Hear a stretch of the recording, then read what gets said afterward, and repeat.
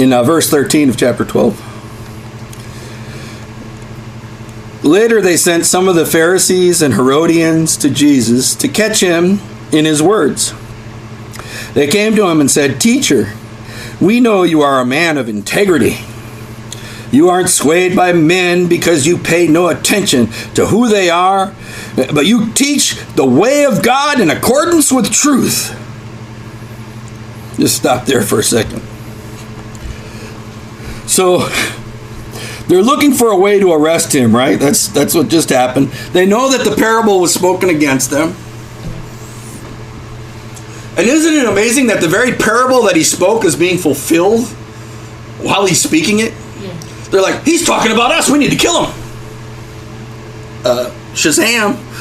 He just said that's what you were going to do. And he was going to take the vineyard away from you. So they go away. They make this plot. And they send these other ones. Okay, these guys can do it.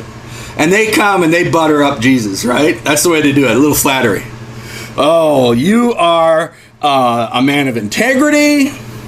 You're not swayed by men because you pay no attention to who they are, but you teach the way of God in accordance with truth. Is it right to pay taxes to Caesar or not? Should we pay or shouldn't we? But Jesus knew their hypocrisy. "Why are you trying to trap me?" he asked. "Bring me a denarius and let me look at it." They brought him the coin, and he asked them, "Whose portrait is this, and whose inscription?" "Caesar's," they replied. Then Jesus said to them, "Give to Caesar what is Caesar, and to God what is God's." And they were amazed at him. They knew they had him, right? He wasn't worried about the Pharisees and the scribes that were there. He told this parable against them. He's standing up to them. They're like, "Oh man, he's this tough guy. He's going to stand up to everybody. He don't care about anybody. He's going to say God, and God's not going to say it's okay to pay taxes to Caesar. So we got him, man. We're going to get him. Should we pay taxes to Caesar?" And then if he says that we should, then people will probably say, "Oh, why are we paying taxes? And they cheat us and all this kind of stuff. And, oh, the government's all bad and the government's wrong." Anybody ever hear anybody complain about the government? Okay, maybe I do too. Yeah. He's like, "Well, show me the coin." Okay, it's got Caesar's picture on it, right? Okay, so if it's Caesar's, then give it to Caesar. But give to God that which is God's. Again, even going back to the temple, when he cleansed the temple's court. "My house will be a house of prayer for all nations."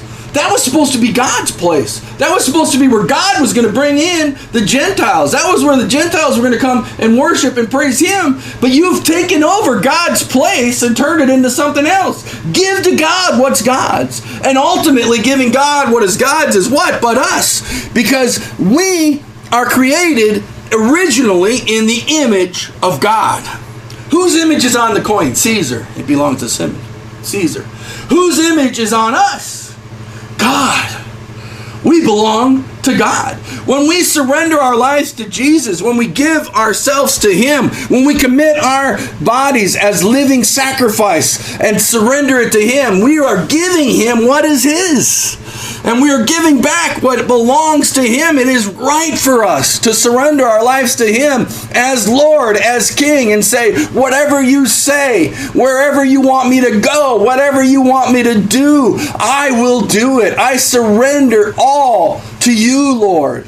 My time, my money, my life, my house, my family, my neighborhood, my job, my car, my dog. It's all yours, God, for your glory." And yet, do we surrender it all to him? How much do we hold on to for ourselves? How much do we control for ourselves? How much do we take and mix in a little bit of the word, a little bit of the world, a little bit of self, a little bit of pride, a little bit of culture, a little bit of this and a little bit of that, and just mix it all together? How much more do we need surrender to him daily?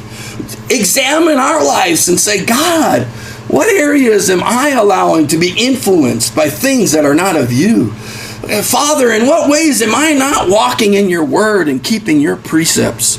In what ways am I not giving unto you that which belongs to you?" He owns the cattle on 1,000 hills. I don't know, is yours on a hill or in a valley or on a plain? I'm on a hill. On a hill, there you go. Must be one of them hills.